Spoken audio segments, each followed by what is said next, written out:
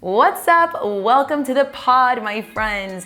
Today, my guest is Lily Joan Roberts. Lily is an Ayurvedic chef, nutritionist, and coach, and coaches thousands of women on how to live a healthy and happy life. Our conversation goes from why she wanted to become an Ayurvedic coach, rooted in her own journey and her own struggles and issues with food and health, and how she turned that into a business and into helping thousands of women across the world with their food sensitivities, their energy levels, and all that good stuff. She also gives us a few really tangible tips and tricks that you can implement starting today into your own nutrition journey that will help you feel more energized.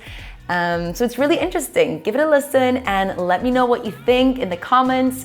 If you have any questions, don't hesitate to reach out. And of course, don't forget to subscribe to the podcast and the YouTube channel if you're watching this visually. Well, without further ado, enjoy this episode. Welcome, Lily. I'm so excited to have you here. How are you doing today? I'm really good, thank you. Still have the holiday vibrations in my body, so I'm letting that linger. Yeah, we just chatted a little bit about it already, but where did you go and what did you do? Tell our people at home. Because it sounded so amazing. It was a nice mix of hiking, so really going back to nature and like the essence of life, which is just kind of survival of food. Have I got enough water? You know, are my legs still working? You know, slowing down, hiking and camping, and then a festival, Boom Festival, which was all very kind of energetic, dance release, a lot of kind of connections and high vibrational stuff, and then family time as well. In the mountains. So I got all the pieces of the puzzle that I needed to feel whole and recharge and nourish my soul. Awesome. And now you're back in Antwerp. Mm-hmm. So how does that feel coming back from like nature and all that loving energy? Yeah, well, it comes in waves, but there's more stimulation. So it's just about how can I stick to my energy and keep tuning in and keeping that balance, stay grounded and not get caught up in the chase and the crazy rhythm of life here. So it's inspiring and there's a lot of adrenaline and there's lots of things, and of course it's wonderful to see your friends and all those wonderful things you can do, but also so important to find a way of living in a natural way in a slightly unnatural context, basically. So kind of making those worlds meet. Living in a natural way in an unnatural context. I love that. I'm going to keep 1 minute to think about that. Yes. Whew, that was deep already. All right. I might get that tattooed.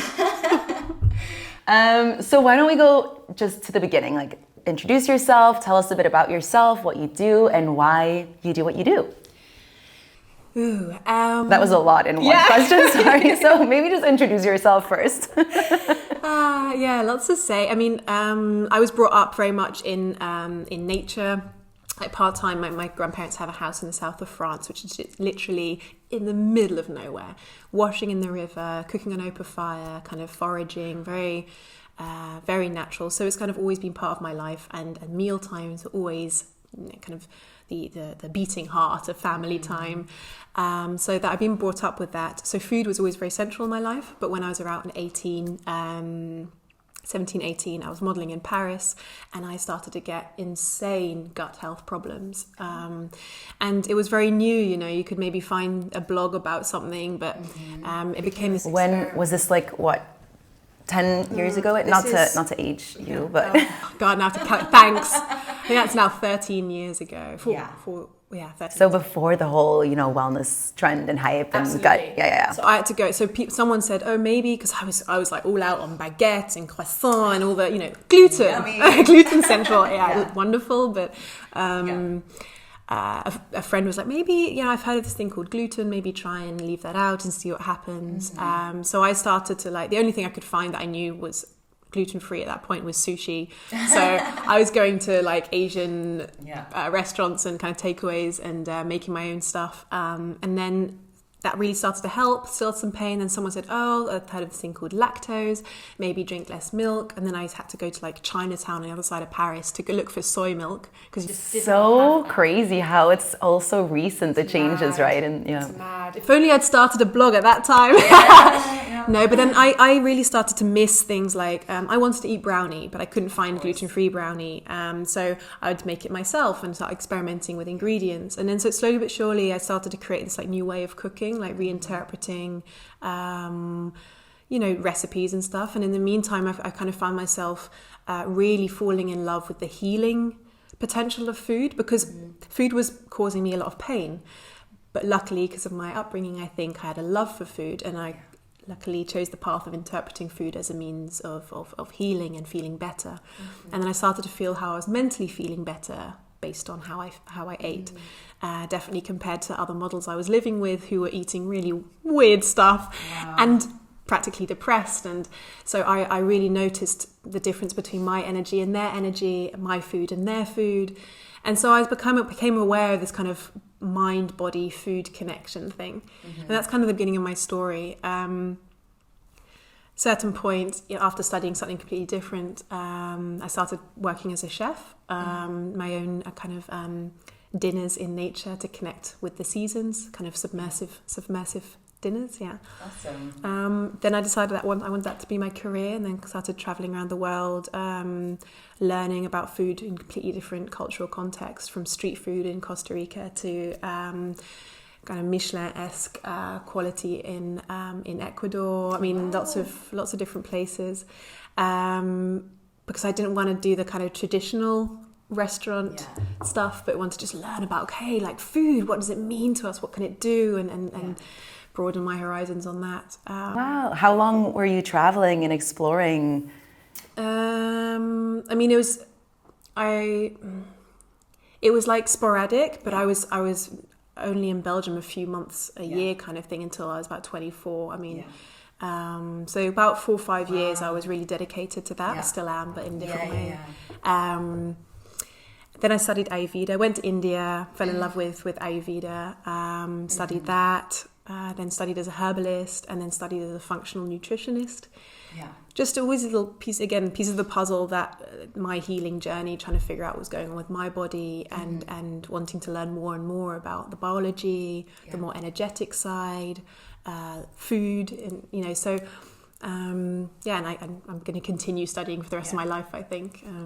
But yeah, that's kind of how it evolved. So amazing. And I love how it started, and that's quite often with people, who follow their passion. It starts from a need for yourself, and then you realize and you see the people around you struggling, and you just want to help and share the knowledge that you learned. Exactly. Yeah. So maybe for our listeners at home, who might not really know, what is Ayurveda? What does that really mean? Because that was probably is one of the main themes that comes back in your cooking and your coaching and your... So for someone who has never heard of Ayurveda before, I always refer to Chinese medicine first, because sometimes people have heard of that. So that's the kind of, it's a holistic healthcare practice. So it's using food to heal, food as medicine, also using a lot of herbs to heal our body. But it's also tuning into the mental health and energetic health. And it really... embraces us being part of nature. And the goal in Ayurveda is, it can solve illness, but it's actually to avoid illness by trying to just live in balance. So balance is a very key word in Ayurveda, and so you're constantly through day-to-day basis, based on the elements and your energy, what understanding the signals of your body, you're really trying to balance yourself so that you don't. Once you're out of balance, it leads to dis-ease, so dis-ease, disease. So you're trying to avoid getting ill, and not just how we do it in our kind of Western world is, I've got a pain or symptoms. It's a reactive approach, and this is avoiding that. It's actually it's the phase before is actually it's a lifestyle. It's preventative, So it's a lifestyle you build, and it's just understanding how everything is connected, and it's very much embracing and focusing on us being unique. So every person has a unique body, has unique needs, has a unique equation in life, and it changes throughout every day, every week, every season, your menstrual cycle, your age, depending on where you are in the world, all different variables that will determine what you need at specific times in life.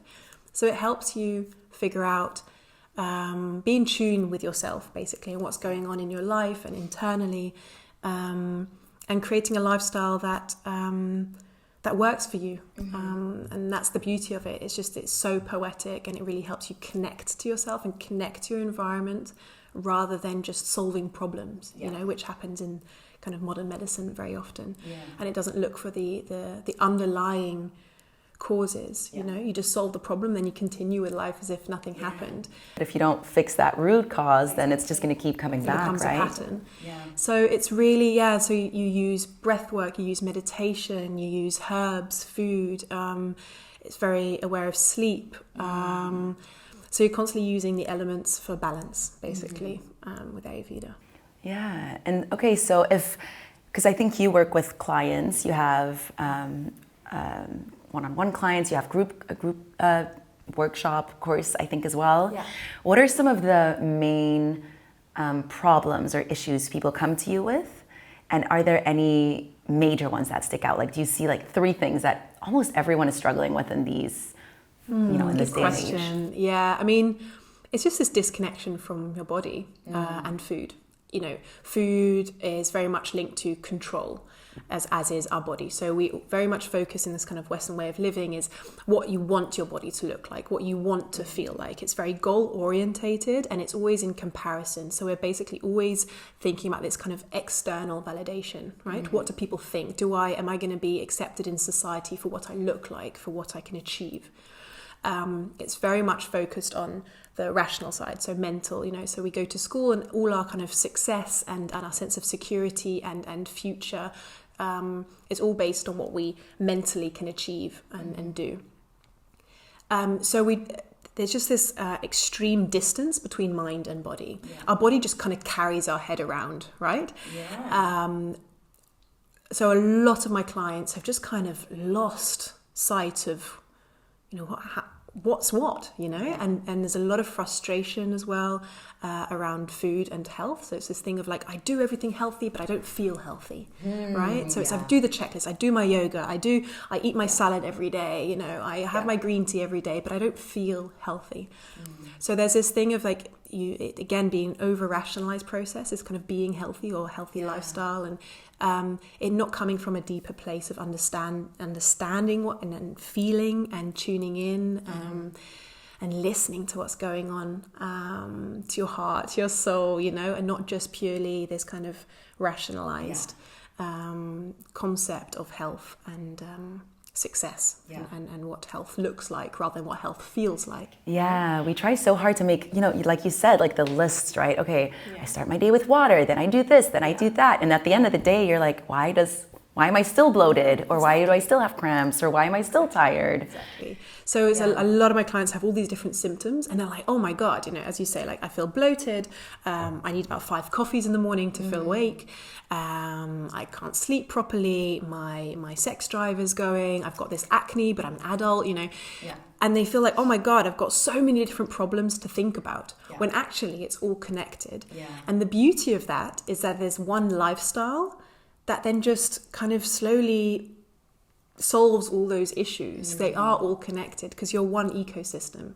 And we haven't learned to interpret life and our body and our mind as an ecosystem. So there's this distance between mind and body is a huge one. All these kind of symptoms that you don't really know what to do, and you can kind of learn to live with them, but they all weigh on you, right? And they might also get stronger and stronger, the symptoms. And they can get worse, exactly. So they're actually the little flags that something's out of balance, and it can become really chronic. Stress, of course, is always a really big subject. And then I do have a lot of clients who have proper like autoimmune, you know, like proper illnesses, but actually comes from again, the balance is lost energetically and physically. And then very, very specifically, it's just food, like healthy food has become really like difficult and intimidating and time-consuming concepts to eat and cook healthily. So that's a big thing that I really help release the pressure and interpret food and cooking in a different way and find a different flow in your kitchen. You know, cook intuitively, cook consciously, mindfully, and give food basically a different meaning in life rather than another thing that you have to do properly, you know? So true. I feel like there's so much information out there as well online now that people are so overwhelmed with what is right, what is wrong, what is fake news, who's actually certified to help me with this, that as well. There's all these wellness influencers. So it can get really overwhelming, I think, for people that they just don't know where to start anymore. Yeah. So I love that you get back to basics. And like you said, there's one lifestyle that could fix it all. Yeah. That is unique to you. So again, it's like you have all these diets and all these, and then you try and fit in a specific system when actually, you know, all you need to do is tune into you and understand yourself and approach it from a place of self-love and value. You know, what I'm worth. Healthy food. I'm worth movement and breath and making space for myself, and not just space for achievement and success. And again, things that other people will see. It's your internal awareness and experience of what health means to you as a unique person, as a unique soul. And that's also something, this kind of empowerment. So I really want people to be able to understand and kind of figure it out for themselves, instead of being dependent on all these different practitioners, doctors, experts for the answers who just say, do this, take that. But actually that day to day we understand ourselves and kind of figure out what we need ourselves, you know. And that's also what you do, you know. You give people the tools that they can kind of weave into their daily lifestyle themselves without needing someone the whole time, needing them to hold their hand. It's so true. So many clients or people I teach, they come to me and they say like, oh, home workouts? No, I can't do that. I need someone to, you know, tell me what to do and be next to me to give me that discipline or hold me accountable. But then I always tell them I understand, but in the long run, it's just not going to get you anywhere, because it needs to come from a place of self-discipline and self-love and understanding why you want to or need to move your body that day, and intuitively feeling like, oh, do I need to just go for a walk and stretch out a little bit, or do I want to really work up a sweat and get that boost of energy? Like, and not feel bad if you don't do it, but actually celebrate what you do, because that's also a big thing. There's so much guilt and judgment and it's ridiculous when actually you should be celebrating, like, oh, I went for a walk, or I did 5 minutes of movement of whatever. It all comes just from being kind to yourself. It is an identity shift as well. So it's not just I have to do that because I've heard that it's healthy, but it's considering yourself, I'm a healthy person, and making new choices and building up new lifestyle, new rhythm and habits from that identity shift. And then it comes from the right place, you know. It's really interesting because I'm also on my own journey food-wise. So I've always been very conscious of what I eat and how I eat, but the last few years I've been so in a go kind of mindset and phase, just work-wise and doing a lot of things and trying to eat healthy, but I don't know. So it's been a whirlwind, and I think what you were talking about, those little red flags, for me, the past year have become bigger and bigger and bigger. Like I'd have rosacea, which I've had a little bit all my life already, but really intense flare-ups all the way from my cheeks to my nose to my temples, with you can get like a bumpy rash as well that comes with it. Really big gut issues all of a sudden, itchy skin everywhere. Like it really, my body was telling me, girl, you cannot ignore this anymore, and just like having an extra, I don't know, some extra vegetables in the day is not gonna help you. And I felt like what you said your clients come to you with, I felt like I am doing everything right. So what is happening, body? Like why? And I always try to come from a place of love. So I've been really figuring out and talking with a lot of, I have a nutritionist. I went to a doctor who I was really surprised by, because I went to that doctor at this hospital, Clina, what's the English word? Allergenist? Allergies. Expert / dermatologist is what she was. And I was like, okay, let's see what medicine is this lady going to prescribe me? But she was super open, and she was very much like what you're saying. She's like, there's so many factors that play in. And, you could have bread one day when you're relaxed and not react to it. And then the next week you have it and you're stressed and you'll react. You can do this. She's like, honestly, we don't know what it is, because it's just such a combination of lifestyle, external factors, environment, stress, all these things. So I was just happy that she was, an open-minded doctor. Happy to hear they're out there. Yeah, they are out there. But it has been a journey for me I've really learned to understand my body more from a body connection instead of a rational connection, like you said. Because as a coach, I work out so much. So I would always think like, I never had any bad like relationship issues with food, which I'm lucky for, because in our society, it's so easy to get, obsessive or disordered eating. Yeah. So I've been really lucky that I've always I've loved eating and I love healthy eating, but I've also been very flexible with I'll have the cookies, I'll have this, it's all fine. But what I did notice now that I've been trying to figure out, am I reacting to this kind of food? Am I this? Am I that? That I've much more now when I eat and before I eat, I'm like, okay, body, gut, intestines, what do you need? How can I serve you? And how can I be kind to you? Because I used to eat a lot. I was I taught 3 bike classes in a row. So yeah, I will have my healthy dinner. And then I'm also going to have an entire box of cereal, which is not really kind to your body. Fueling. Exactly. I was I'm eating intuitively, but it wasn't really eating intuitively. It was more throwing everything out of the window and being let me just eat whatever I want and it's fine. But I was kind of really putting a lot of stress on my gut, I think. So I'm still on this journey to figure out. I just went to get, what is it called? Is it the Dutch test or a test? I don't know. It's for your microbiome? Yeah. To figure out are your digestive enzymes working well? All this kind of stuff. Important one. Yeah, because the medical world has so much to offer, and they're discovering so much about gut health.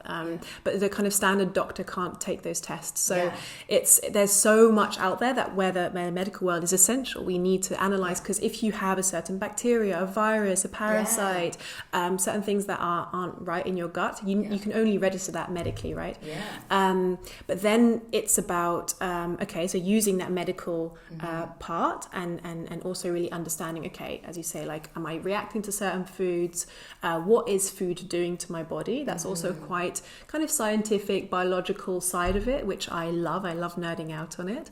But what's missing is the energetic side as well, right? So we have trauma, we're raised certain ways, we're conditioned to think certain ways. We have this insane capitalization of food, and branding, marketing.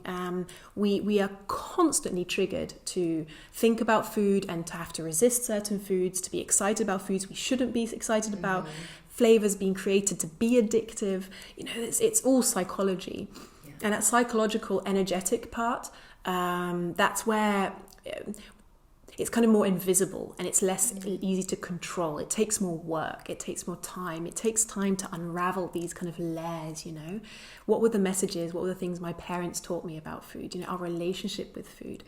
But the beauty of that for me is that it gives me so much hope that through this food, which food is a source of so much joy, community, it's culture, it's self-love, it's your senses, right? You can get into tantra through food, it's connection with your body, you're tasting, what you're feeling, what you're smelling, It's really deep, it's really poetic. And I really believe that through food, we can collectively shift how we approach our approach to how we treat the world, the planet, because food is nature, right? And that's how we internalize nature. And I feel on a collective level we are we live as if we're separate from nature, we're superior to it. We use nature just as we use our body, right? Our body just has to work for us. Nature has to work for us. We don't give back. I believe that through food, which can be pure joy, right? It's not there's a responsibility there, but it is a source of real pleasure and joy that we can heal our connection to ourselves in a psychological way as well. Medically, wellness in general, but also the wellness of the planet. And that also makes us happier, So it's this incredible cycle of healing that can be very small, micro, but macro also can really shift the way we live through something that actually can give us so much joy and positivity, and connection and feeling a sense of belonging to our family who we eat with, belonging to our community who we share food with, belonging to our culture, or belonging to nature, There's so many layers to that. Whereas if you think about it, our day-to-day relationship with food is just functional. Yeah, it's I'm on the hungry, go. I need to eat, it's practical, has to be fast, has to be cheap, has to be whatever, high protein, whatever kind of lifestyle you have, it has to match. And it's not easy, it's obviously economics make a big difference, the cheapest food is often the most processed, and that isn't easy. But actually, if you learn to cook, if children are to learn to cook, for example, with very basic foods, you can create, with whole foods that can be very cheap, you can create very nutritious foods, but you need the skill for it and you need the time for it. Because also in long term, it avoids illness. It avoids, if you don't make time or a little bit of budget, either or, to eat nutritiously, on the long run, you might be less productive, you might have less concentration, less energy, that in the long term will reduce your productivity, will reduce what you can achieve in life, or in your career, and how much money you can earn, because at the end of the day, my dad's going through cancer treatment, and a lot of my friends and myself have gone through serious health issues. And what you realize once you get ill is without wellness, without your health, nothing, can I swear on this? Yes. Nothing else fucking matters. It doesn't matter how many cars you have, how many clothes you have, how good whatever, how many holidays you can book. If you're not healthy, it doesn't matter, So I feel also that we need to shift what we invest in as far as money or time or headspace. It's one of those things that you see it on New Year's, right? Like, good health for the coming year, but we all take it for granted until something happens to yourself or a loved one, and you realize, like, oh my gosh, I can't enjoy these trips, or I can't enjoy these things that I want to buy or whatever if I don't feel good, or if I literally physically can't do something. If I, and that's the thing with that's why I'm so such a believer of this lifestyle, because then you can enjoy the lifestyle. It's not just it's not a lifestyle of restriction, or healthy living feels good.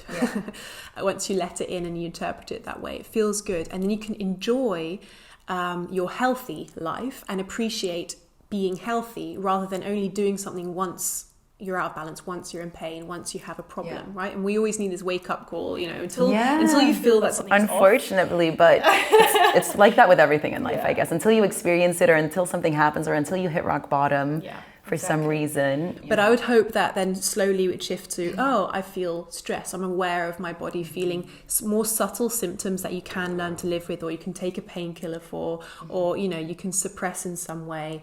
That we start to interpret that as, right, that's my body's language, that's my body's way of telling me I'm out of balance, and that it's actually beautiful to be able to lean into that and to listen to it, and not just try and continue with life and just numb it.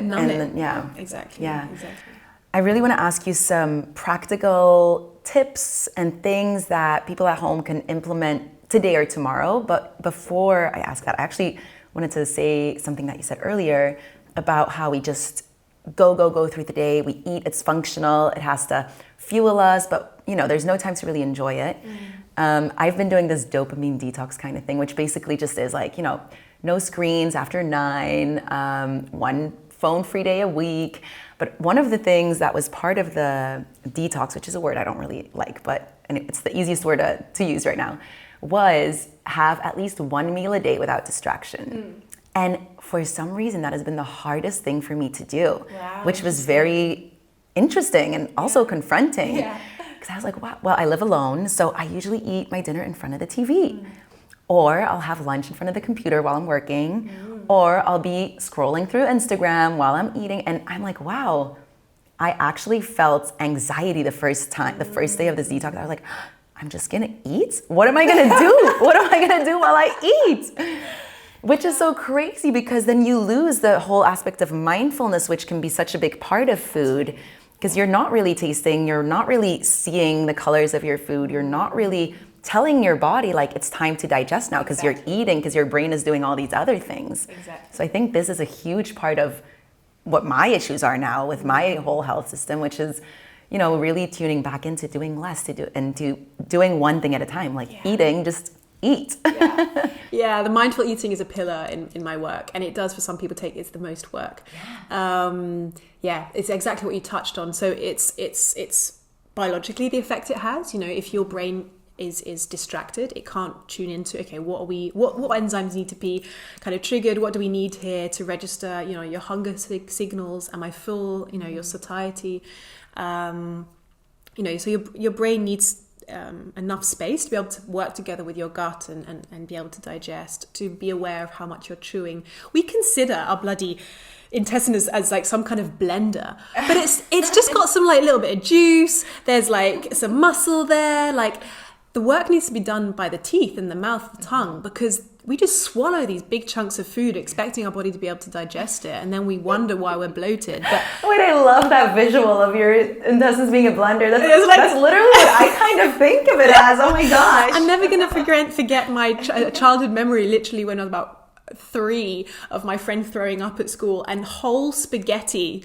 like on the ground, and you're just thinking like, do you breathe in your spaghetti? Yeah. Like, I remember that vision, and I was tiny. But yeah, so it's just about chewing, you know, and if you're distracted or you're watching like an exciting film while you're eating, you're not thinking about what you're chewing, you're not thinking. So that's the kind of biological side of it. But then there's the energetic side as well, you know, and really being able to connect to your food. It's a beautiful thing, and food really can become something very meaningful throughout our days. Yeah. But I do ask my clients sometimes, so when did you last eat? And they go, oh, like 2 hours ago, or I had lunch, or I had breakfast. And I go, no, when did you last eat? And they're like, what? Oh, really? It's very annoying. So I've got a very close kind of spiritual father friend who's Hindu monk. Monk is the Dutch word.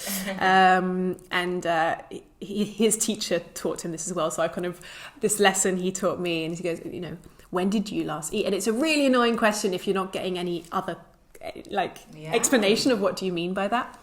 But it is when did you last eat and only eat and just eat and nothing else? And they can't answer it. They can't, you know, and that's quite shocking in a way. Yeah. When there's so, you know, if you just, so that would actually be a tip of like, actually what people can do is just the next meal or tea or snack, apple, you know, it doesn't even have to be a whole meal, but just sit calmly and really tune into your senses. What are you smelling? What are you seeing? What are the textures? What kind of colours? You know, really use your eyes, smell it, really kind of think about what you're smelling. What are you tasting? What are the textures? What does the, you know, the peel of the apple feel like, or whatever, you know, anything you're holding, just like what are you actually feeling? Really make time for that. And I always say also, like, really think about the life of that food. So if you just take a simple apple, like, wow, just be fascinated by the life you're about to internalize. Like, it started as little seed, and all the elements and people have been involved in growing the tree, and, you know, the insects I can tell a long story. It's a full meditation that I give, but, you know, then the bees come, and then, you know, then the flowers become fruits, and then someone's made the effort to pick the fruits, and then you know, they've been packaged and distributed and then bought, and there's so many people and kind of Mother Nature's energy and insects, you know, life that's been involved in getting that one apple to you. Think about the amount of energy that it kind of contains, you know, and really fall in love with really internalizing that and imagining that energy becoming part of your body. Because if you do that and then compare the same practice to a Mars bar, it doesn't feel as right, because you're like, I don't know what these ingredients did, where they come from, and you're like imagining like a factory, and then like it's not romantic, like you're like, no, I don't want to put that in my body, and it's not coming from a calorie counting thing, it's not coming from you know, it's just I choose and I am worth real food, you know, which is honestly, like, people look at me sometimes like I'm crazy. Like, I'll be with a friend and we'll have like an orange or something, and peeling the orange, and I'm like, isn't it so crazy that Mother Nature literally gives you this was me this morning, like a pre-packaged, basically tasting like candy, delicious type of fruit. It blows my mind every single time. And then you look at all the little pockets of juice and the complexity, and then you always see these beautiful kind of nearly mathematical forms and shapes, like graphic shapes in the fruits, and it's crazy. Yeah. And then when you really tune into that joy that it brings as well, it's like,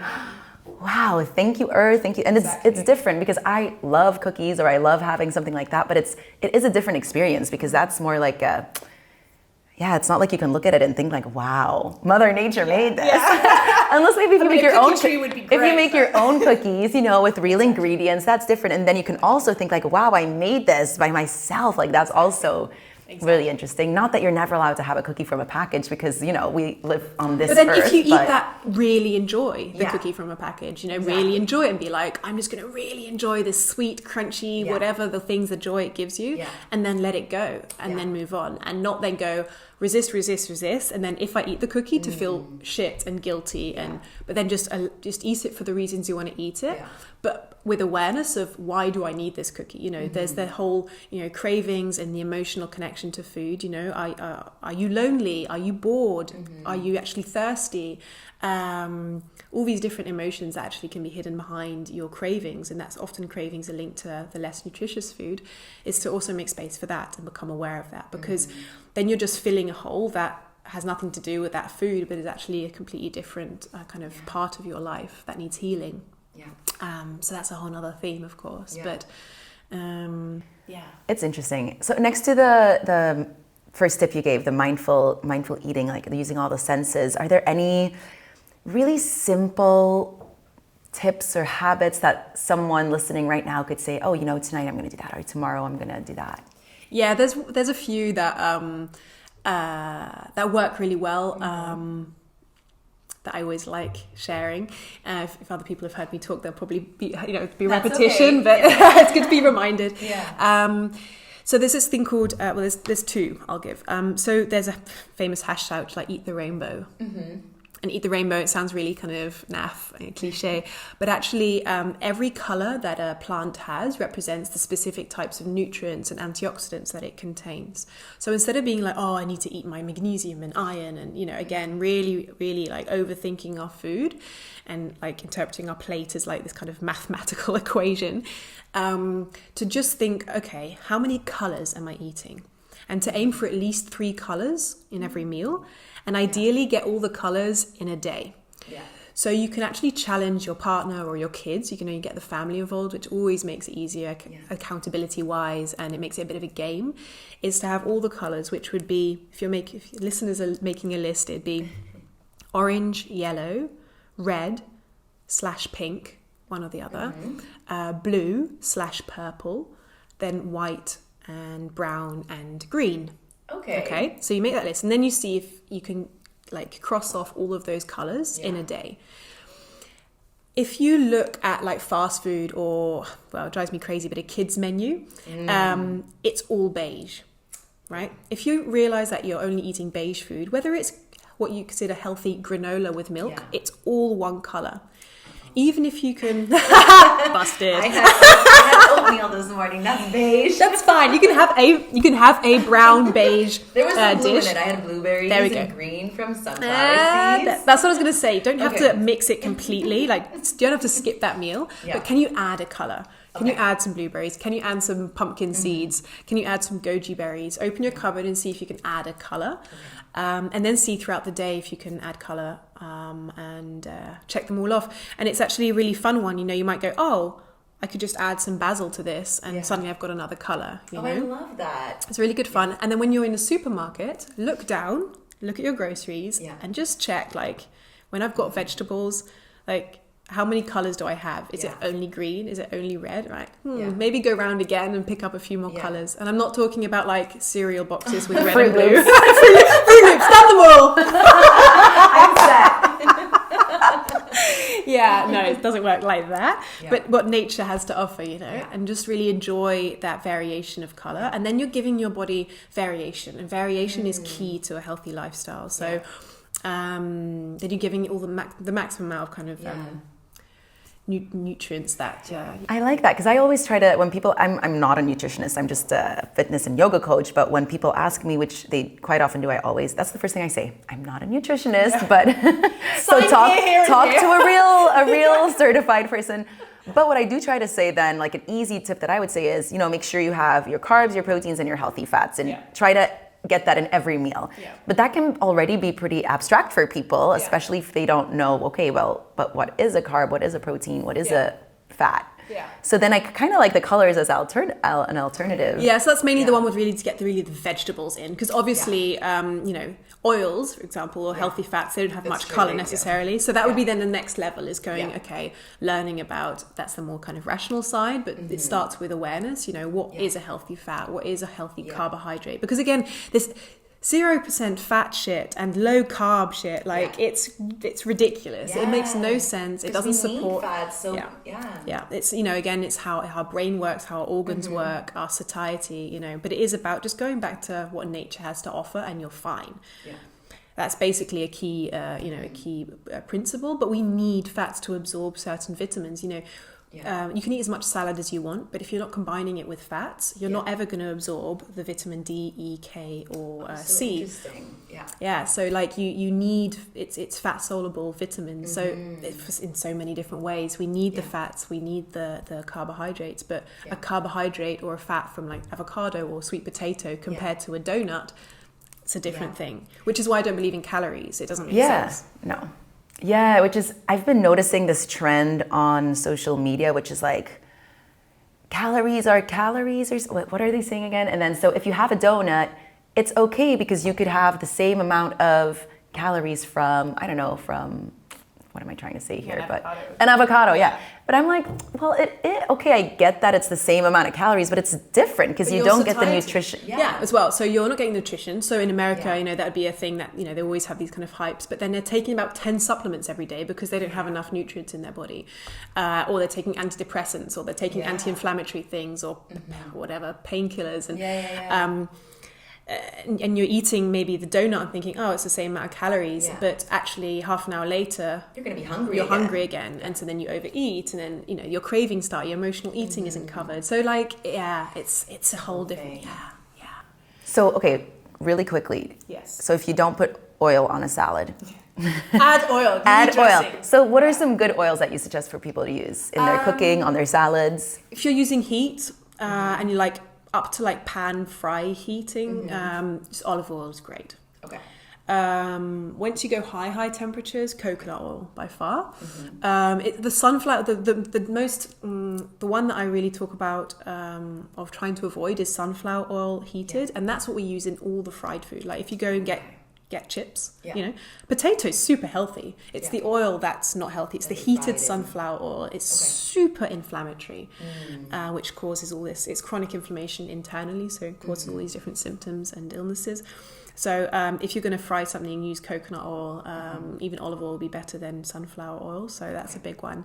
And then nut oils are amazing, and avocado oil, but preferably just cold. So once you've cooked, add the oil within your dressing and stuff like that. That's wonderful. Linseed oil, amazing, but add it cold. Because once it's heated, it changes the bindings and the molecules. So, I mean, I used to use olive oil as a go-to for everything. Good, nice, kind of extra virgin olive oil. There are some discussion. You can endlessly analyze these things, but you just want kind of nice, easy rules of thumb.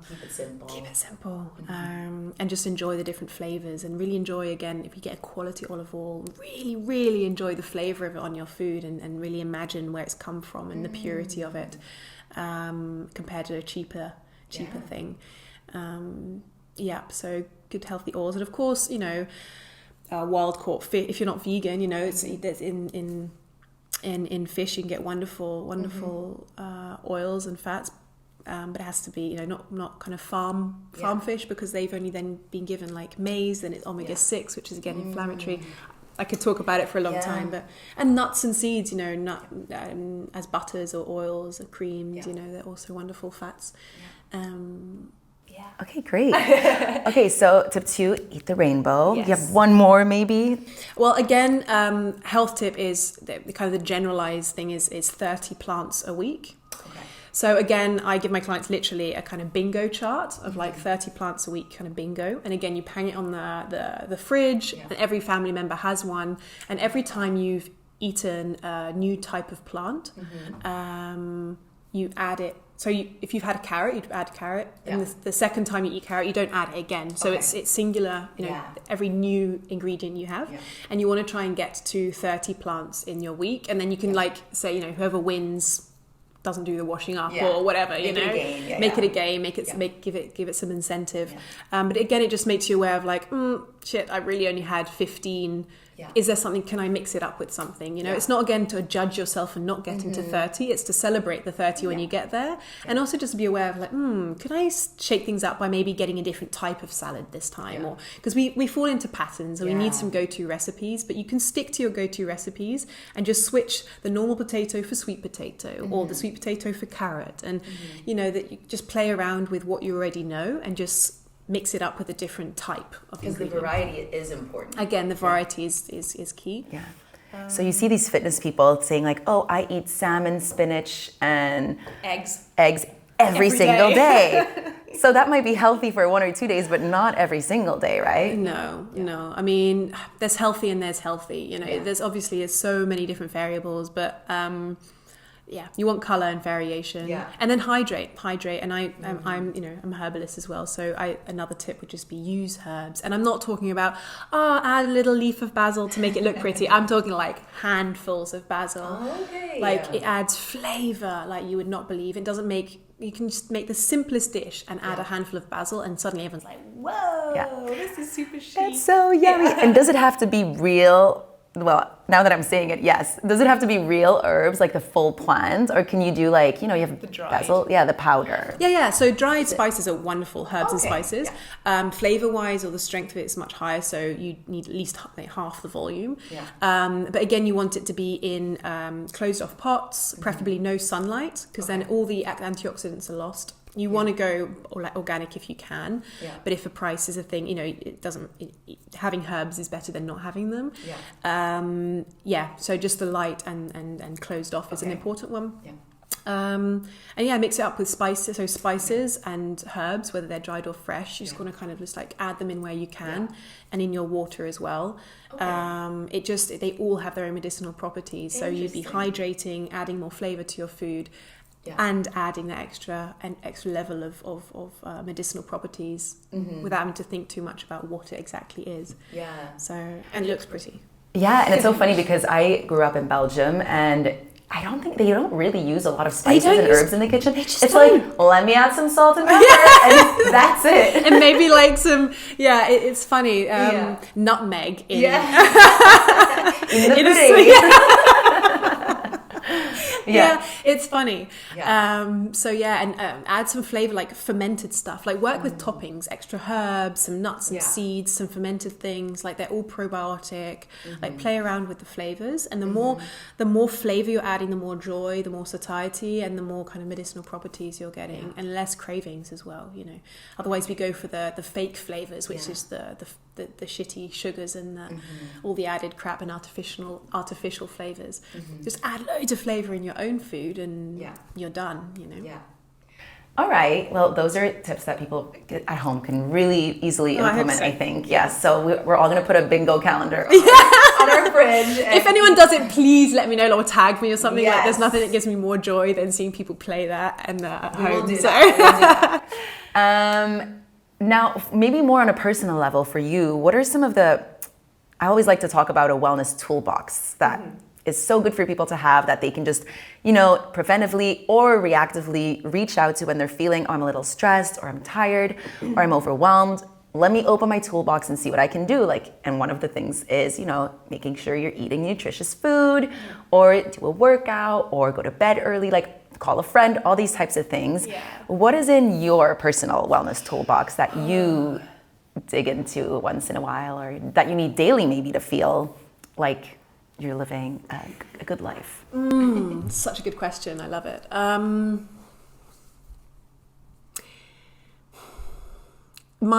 How I start my day is always huge. So I really need a little bit of space, whether it's 5 minutes or 2 hours, to give yourself a little socket of time to fill it in with all the things that you say, the toolbox. So it's really that kind of it doesn't have to be like I go to the gym and do these long things to feel good, like, but just to have a few little things that you can do in a really small pocket of time. So giving yourself time in the morning and not interpreting that as a loss of time or productive. You can always get up 5 minutes earlier, but 5 minutes can like make or break your day. So time specifically. Wake up, drink something hot water, or there's lots of kind of Ayurvedic drinks that I kind of advise my clients to drink. But even just waking up and even if it hasn't got anything in it other than just hot water. Oh, interesting. I didn't know that. So it's a game changer. Yeah, I always drink water first thing, but usually it's just cold. So yeah, hot water just helps. Just like you'd wash up with hot water rather than cold, it helps. Any leftover toxins, bacteria from sleeping. When you sleep, you're detoxifying a lot. So you want to wake up and just kind of cleanse that, and also the heat helps your digestive muscles and your intestine. It's less work for your body because otherwise it actually has to heat it up. Yeah, interesting. Before.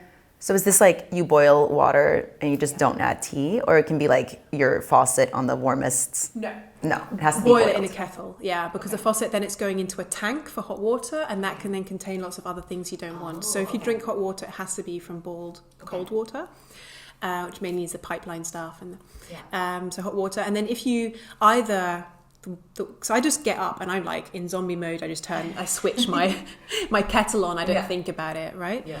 And then I'll go to the toilet or shower or do my yoga or stretch, breathe, whatever. But often I'll then add spices. So, I'm apple cider vinegar, some really good honey, maybe some maple syrup, fresh ginger, cardamom, maybe some lemon juice, turmeric, ginger, depending on the seasons and stuff. But some spices that just, again, like help detoxify a little extra. But just the idea of hot water to start your day before you eat. Okay. And then for me, it's I don't take my phone off flight mode until I've drunk my first drink. So if I only have 5 minutes, then it'll be sooner. If I have half an hour, I'll take my time to drink it and then turn my phone on. But that just helps give myself that little time to wake up before I let the outside world in. So my cup is kind of my what do you call it? Like when for a game you turn around the sand thing. It's my timer. Yeah. So my tea is my timer. Yeah. I'll start with that, and then just fresh air, light on your skin. Just looking up at the light does an amazing amount of things for your serotonin, and a little bit of breath, whether it's breath work like a proper session or just taking 3 deep breaths. Just keep it really simple again. Yeah. And prefer to take my breakfast with me, then rush through my breakfast in the morning. So allowing the space of every day tuning into what you need at that specific time rather than a fixed routine, but just to know which little elements work for you. Yeah, it's just really, really interesting. But so I'd say hot water is definitely one of my go-tos. Yeah. Oh, I like that. Awesome. Okay, so one of my questions I had here was, well, you're an entrepreneur, a freelancer. You do all these different types of things. So how do you find, you talked about those taking time and space in your day, whether it's a minute or 2 or an hour. Another question I love to ask is, how do you find joy in that busy day? Like, because we're all busy, and a question a lot of my clients always ask is like, I just don't have time. And I'm so tired at the end of the day, like I cannot do anything else but fall in my couch and watch Netflix. So I think a lot of that preventively is, making sure you have your wellness toolbox. You're doing all the things to, fuel your energy and feel good. So the question really is just, how do you find, or what do you do for joy in a busy day, like a regular day-to-day, not a weekend, not on vacation, but in a busy, triggers coming from everywhere. Yeah. How do you take those little moments for yourself and find joy, or what do you do for those moments of joy?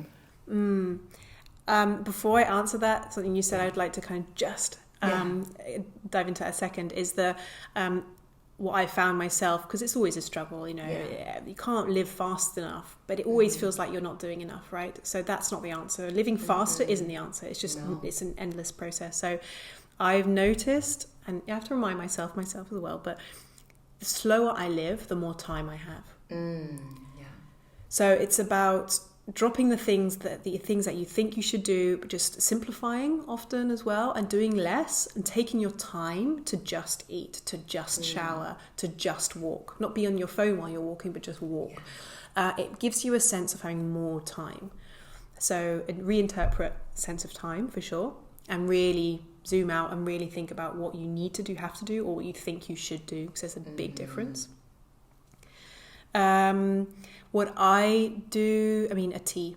For me, that's a big subject in my work, but a cup of tea. Yeah. There's a lot of people that's addicted to smoking, to cigarettes, because it's an excuse for them to stop work, go outside and take a break.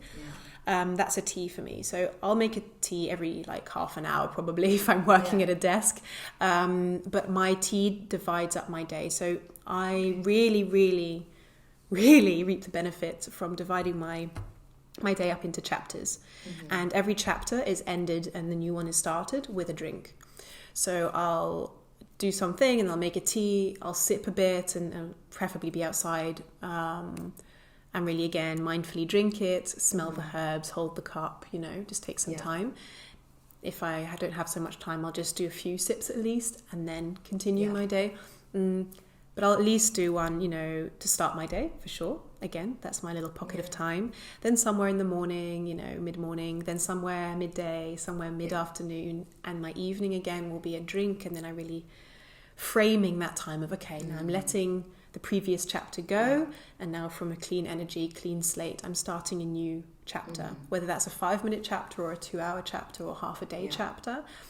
So after every meeting, I'll have a tea, I'll have a drink, and just, next chapter. And it just breaks it up. Otherwise you get overload. And at the end of the day, you suddenly have to compensate for a whole day of overload. Yeah. And then in Ayurveda, you are balancing with the opposites. So if you're overheated, you do something cooling. If your brain is going too fast, you do something to slow down. If you are frustrated, which is heat, which is fire element, you want to do something that's cooling and slowing down and grounding.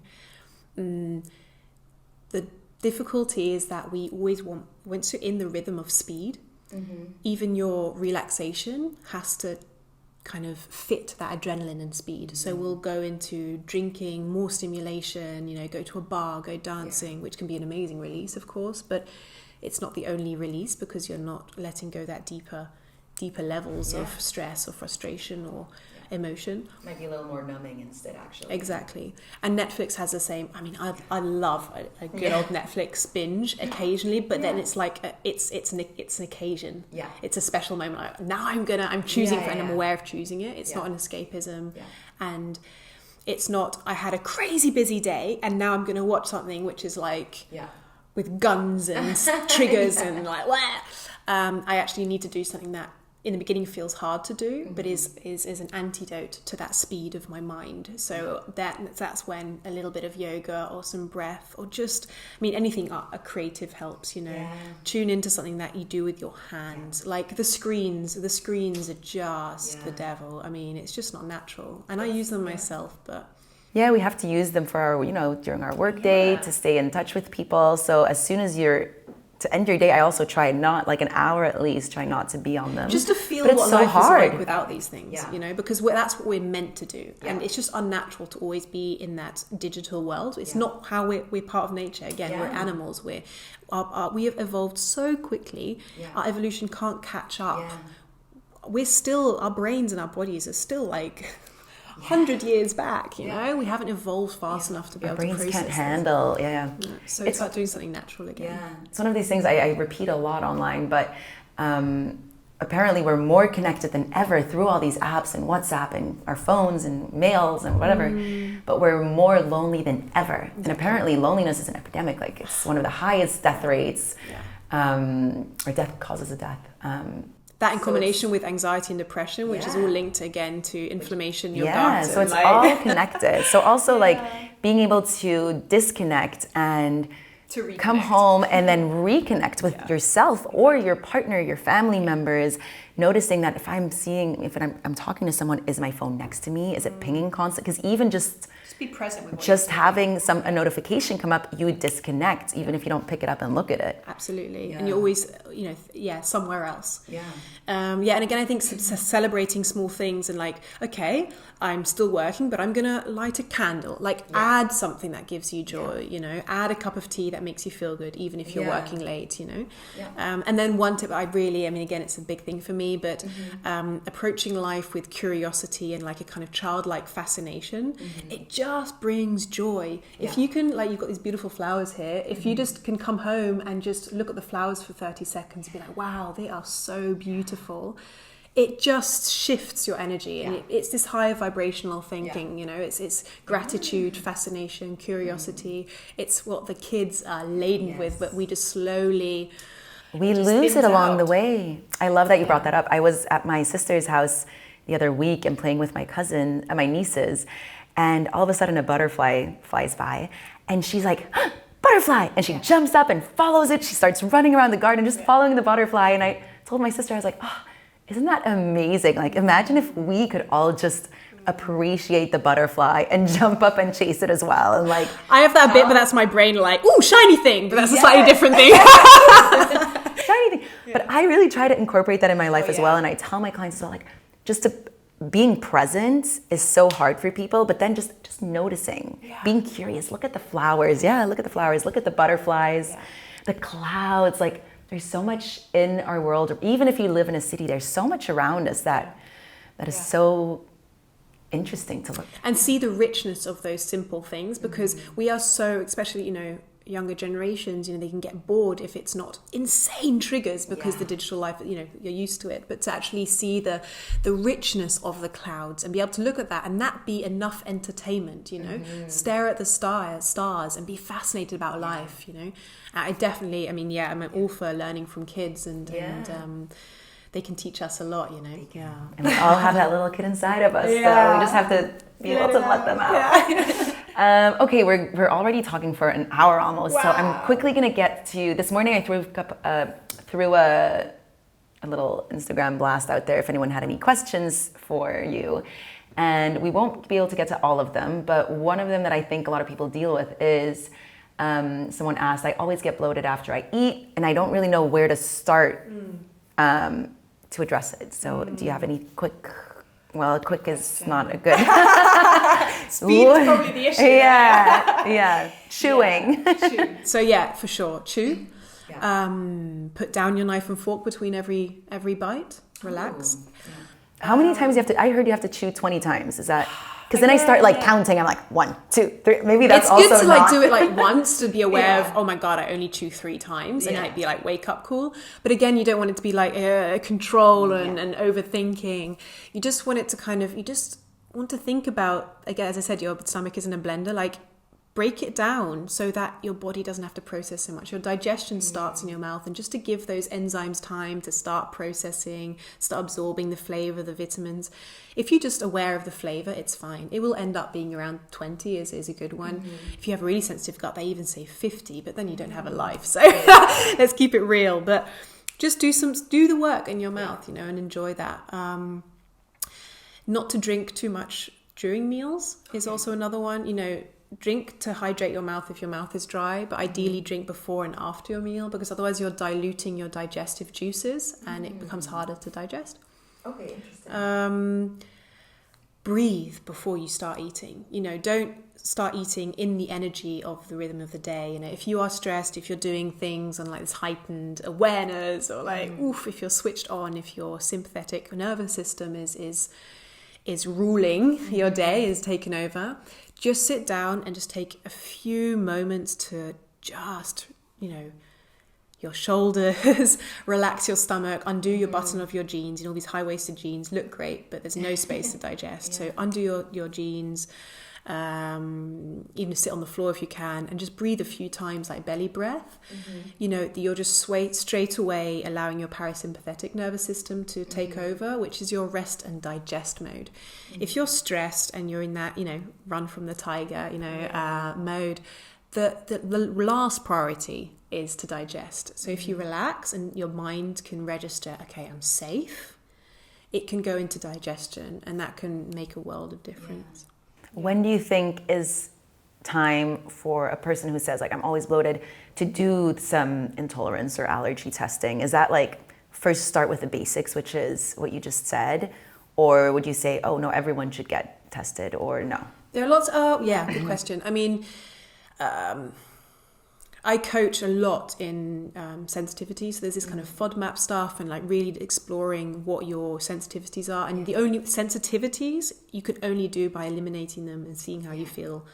You can do allergy tests for sure. But the allergy tests are very different to an intolerance or a sensitivity. Yeah. So it starts with everyone, and this is actually true. Yeah. Everyone reacts to gluten. Yeah. And so gluten is definitely something that, you know, in our daily life has taken over. It's an unnatural levels of it. Is to just see what you feel like if you just avoid gluten for a few weeks. Yeah. Do the same with the other obvious ones. Dairy is another one a big one for people. And sugar. I mean, the sugar is it's everything, and sugar is also empty carbohydrates. So everything is made of white flour, right? Every base of a meal, it's pizza, it's pasta, it's bread. It's white flour, which is pure sugar, glucose in our body. Again, inflammation. I mean, the story, it's a whole other workshop, but it is just sugar in your body. But it's also the gluten at the same time. Mm-hmm. So often it's just replace that with some whole grains or some homemade CD bread or, you know, something like that. A different type of slow carbohydrates, because that often is a big one for people. Yeah. I recently cut out gluten. I always knew I was sensitive to gluten, and like you just said, basically everyone is sensitive to it. Yeah. But with all the issues I've been having, I did 2 months of absolutely no gluten, and the difference I felt was crazy. Like, I have so much more energy.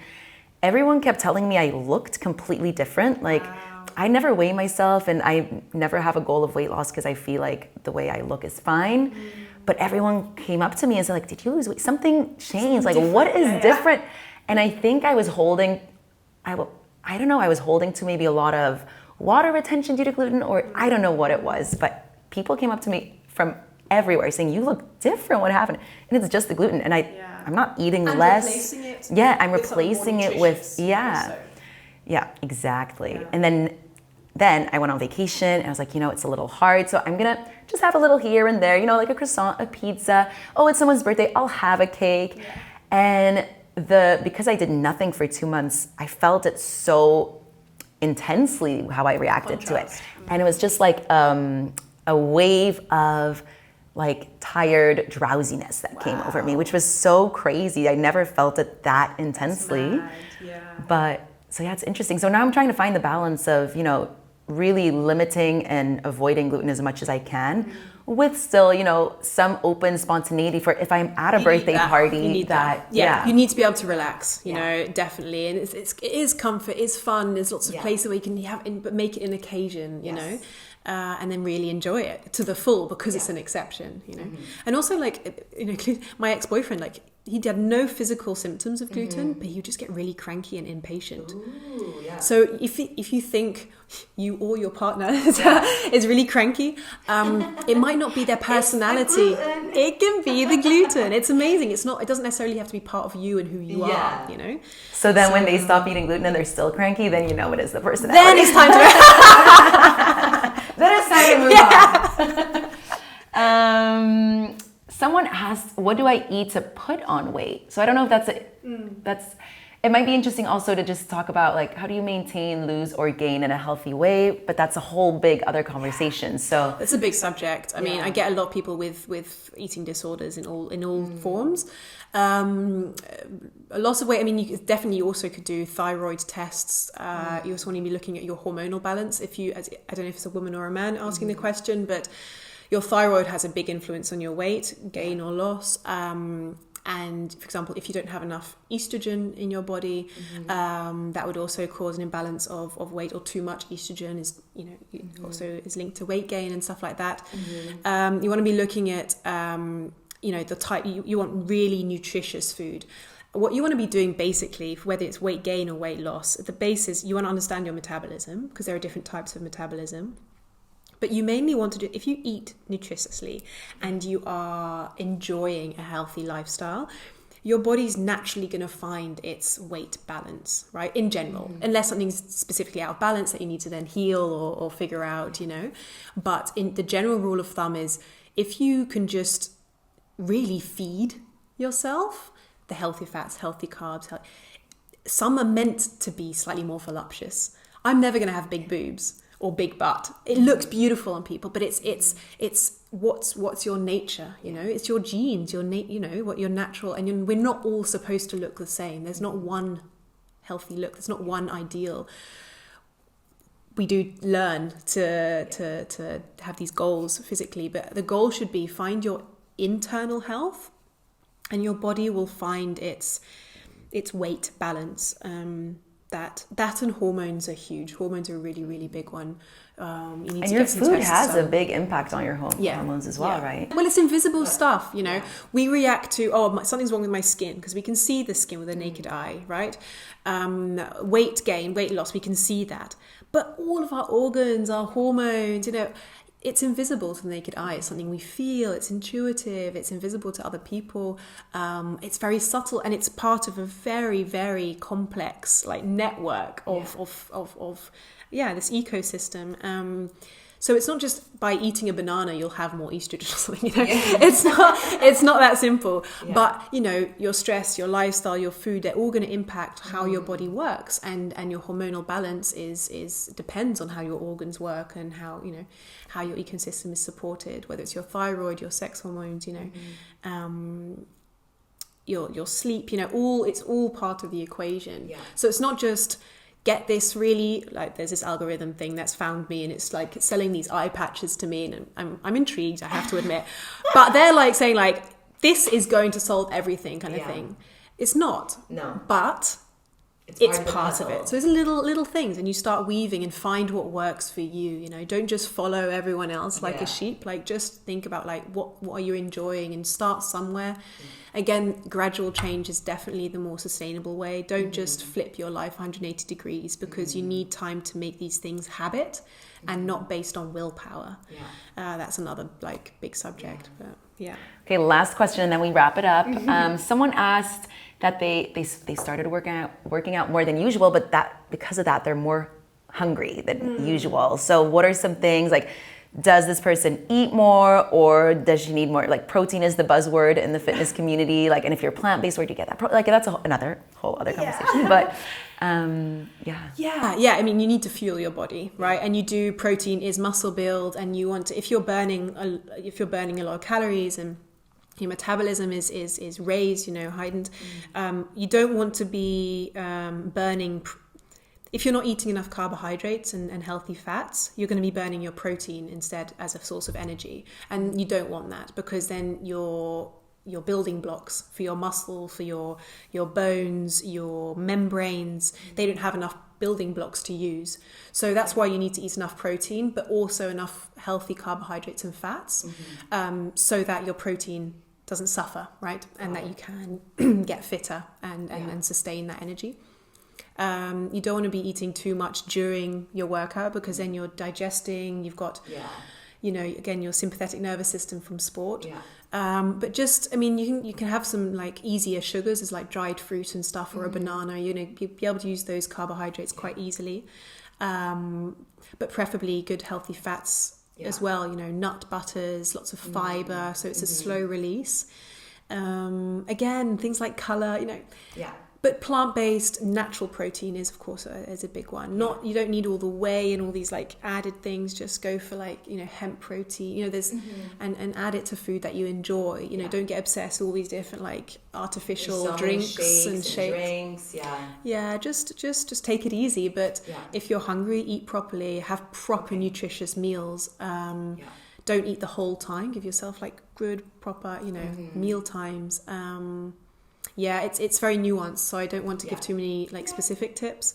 But also a handful of nuts and dried fruit is good enough. You don't need to, again, there's a lot of granola-esque bars out, the energy bars, that is just like pure sugar and glucose, and just check the ingredients, go for natural ingredients. Because you have a few good ones, but then sometimes you read the label and it's like, glucose syrup and this syrup and that syrup and that syrup, and it's like, wait, what else is in this bar? Exactly.